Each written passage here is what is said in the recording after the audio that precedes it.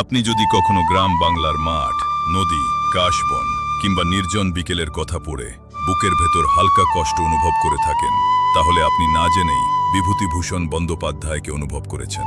আজকের এই ভিডিওতে আমরা জানব কে ছিলেন বিভূতিভূষণ বন্দ্যোপাধ্যায় আর কেন আজও তার লেখা আমাদের এত গভীরভাবে ছুঁয়ে যায়।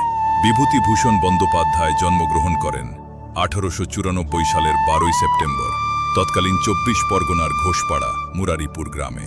তার বাবা ছিলেন সংস্কৃতজ্ঞ ও কাহিনীকার, আর সেই পরিবেশেই ছোট বিভূতিভূষণের মনে জন্ম নেয় গল্প আর প্রকৃতির প্রতি এক গভীর টান। জীবনের শুরুটা কিন্তু মোটেও সহজ ছিল না। শিক্ষকতা, লাইব্রেরির কাজ, কখনো ঘুরে বেড়ানো, এইসবের মধ্যেই কেটেছে তার জীবন। কিন্তু এই ঘুরে বেড়ানোই তাকে এনে দিয়েছিল গ্রাম বাংলার আসল রূপ, যেটা পরে তার লেখায় অমর হয়ে গেছে। 1929 সালে প্রকাশিত হয় তার সবচেয়ে বিখ্যাত উপন্যাস পথের পাঁচালী।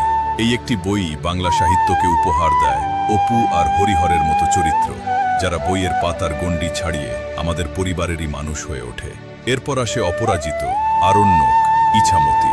প্রতিটি লেখায় মানুষ আর প্রকৃতির সম্পর্ক আরও গভীর হয়ে ওঠে। বিভূতিভূষণের কলমে গ্রাম ছিল না দারিদ্র্যের ছবি, গ্রাম ছিল জীবনের কবিতা। তিনি বিশ্বাস করতেন বড় গল্প লুকিয়ে থাকে ছোট মানুষের জীবনে। তাই তার লেখায় রাজা বাদশা নেই, আছে গরিব মানুষ, বন, নদী আর নিঃশব্দ কষ্ট। 1950 সালের 1 নভেম্বর মাত্র 56 বছর বয়সে এই পৃথিবী ছেড়ে চলে যান বিভূতিভূষণ বন্দ্যোপাধ্যায়। কিন্তু তিনি রেখে যান এমন সব লেখা যা আজও আমাদের থামিয়ে দেয়, ভাবতে শেখায়। বিভূতিভূষণ আমাদের শিখিয়েছেন জীবন খুব বড় কিছু নয়, কিন্তু জীবনের ভেতর লুকিয়ে থাকা সৌন্দর্যটাই আসল।